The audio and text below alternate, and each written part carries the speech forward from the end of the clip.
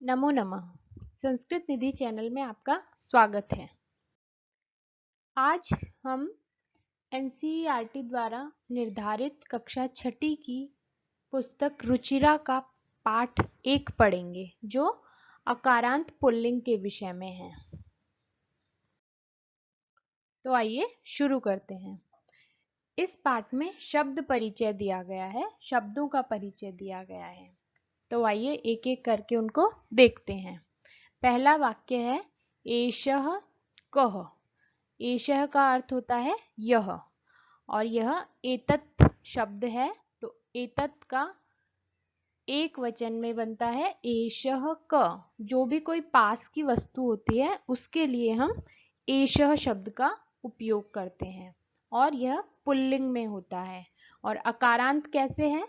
जिस भी शब्द के अंत में, अर्थात एषः शब्द का जो श है उसके अंत में अ आ रहा है, अ जो स्वर है वह आ रहा है, तो वो अंत में है उसके, इसलिए ऐसे शब्दों को अकारांत शब्द कहते हैं। तो एषः कः का क्या अर्थ है? एषः का अर्थ यह, कः का अर्थ है क्या। तो यह क्या है? इस चित्र को देख, चित्र के लिए पूछा जा रहा है कि यह क्या है। तो आगे है एषः चषकः। तो एषः अर्थात यह, चषकः का अर्थ होता है गिलास, तो यह गिलास है। फिर आगे है किम एषः बृहत्, कि क्या यह बड़ा है।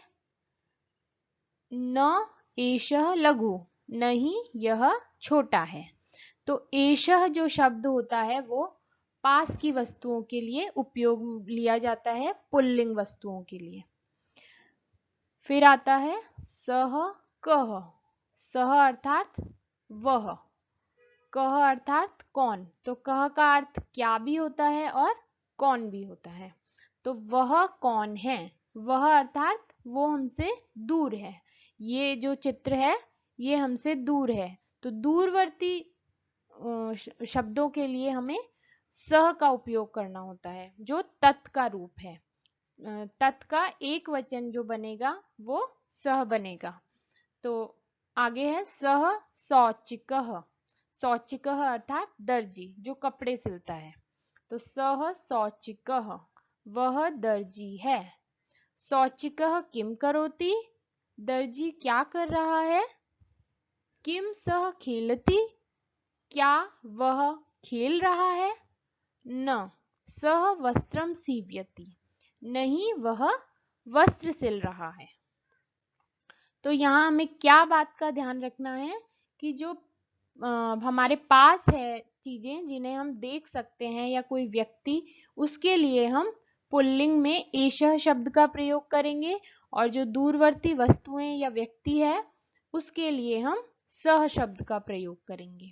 आइए आगे देखते हैं। एतौ कौ, ये दोनों कौन हैं। एषः का द्विवचन में रूप बनेगा एतौ। एषः एतौ एते, बहुवचन में बनता है एते। तो एतौ कौ। और संस्कृत की एक विशेषता है कि जो आप विशेषण की विशेष्य की विभक्ति होगी वही आपको विशेषण में भी लगानी होगी। तो एतौ कौ दोनों में द्विवचन है, प्रथमा विभक्ति द्विवचन। तो एतौ कौ, ये दोनों, एतौ का अर्थात है दोनों, तो ये दोनों कौन हैं। एतौ शुनको-स्थ, ये दोनों कुत्ते हैं। किम एतौ गर्जतः, क्या ये दोनों गरज रहे हैं। न एतौ उच्चै बुक्कतः, बुक्कतः अर्थात भौंकना, तो न नहीं। एतौ ये दोनों, उच्चै उच्च स्वर में, बुक्कतः भौंक रहे हैं, तो ये दोनों ऊंचे स्वर में भौंक रहे हैं। तो ये हमारे पास के हैं, इसलिए इसमें एतत् शब्द का द्विवचन आया। द्विवचन अर्थात दो लोग, दो चीजों या दो लोगों के लिए हमेशा संस्कृत में द्विवचन का प्रयोग होता है। इसके पश्चात आता है तौ कौ। तौ अर्थात तत् शब्द का द्विवचन, दो के लिए, जो दूरवर्ती वस्तु या व्यक्ति होता है उसके लिए तत् शब्द का द्विवचन। तो तौ कौ अर्थात वे दोनों कौन हैं। तौ बलिवर्दौ स्त, बलिवर्दौ अर्थात बैल, तो वे दोनों बैल हैं। किम तौ धावतः, किम अर्थात क्या, तौ वे दोनों, धावतः दौड़ रहे हैं।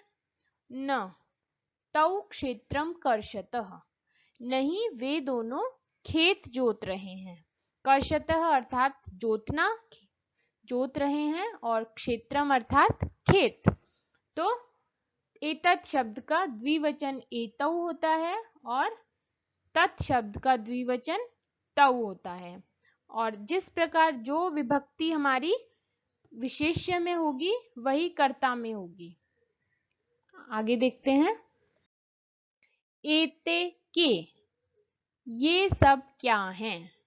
ये सब मतलब दो से ज्यादा जब वस्तु व्यक्ति होंगे तो उसके लिए बहुवचन शब्द का प्रयोग होगा, अर्थात 3 या 3 से अधिक अगर कुछ है तो उनके लिए संस्कृत में बहुवचन पद का प्रयोग होता है।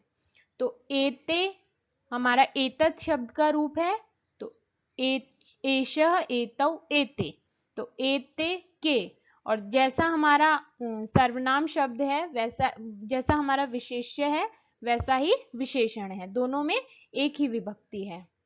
तो ये सब क्या है। एते स्यूताः सन्ति, स्यूताः बैग को बोलते हैं थैले, तो ये सब थैले हैं। किम एते हरितवर्णः, क्या ये सब, हरित अर्थात हरा, वर्ण अर्थात रंग, तो क्या ये सब हरे रंग के हैं।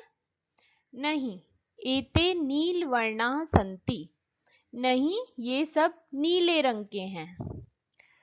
तो एते एतत् शब्द का बहुवचन रूप है जो पास की वस्तु या व्यक्ति के लिए उपयोग होगा। उसके पश्चात आता है ते के, ते अर्थात तत् शब्द का बहुवचन रूप। जब भी 3 या 3 से ज्यादा लोग या वस्तु होंगे तो वहां पर ते शब्द का प्रयोग होगा, और हमेशा दूरवर्ती जो हमसे दूर है उसके लिए प्रयोग होगा। तो वे सब कौन हैं।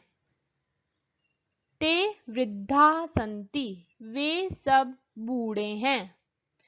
किम ते गायन्ति, क्या वे सब गा रहे हैं। नहीं ते हसन्ति, नहीं वे सब हंस रहे हैं।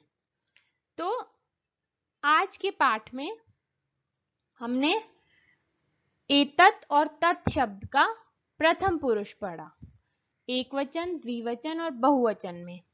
एक वचन में एतत् का एषः एतौ एते ऐसा रूप बनता है, और तत् शब्द का जो कि दूरवर्ती वस्तुओं के लिए होता है उसके रूप बनते हैं सह तौ ते।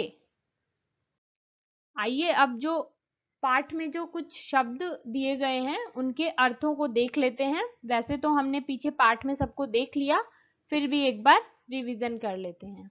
चषकः का अर्थ होता है गिलास, बृहद बड़ा, शौचिकः दर्जी, खेलती खेलता है, सीव्यति सिलाई करता है, शुनकौ दो कुत्ते।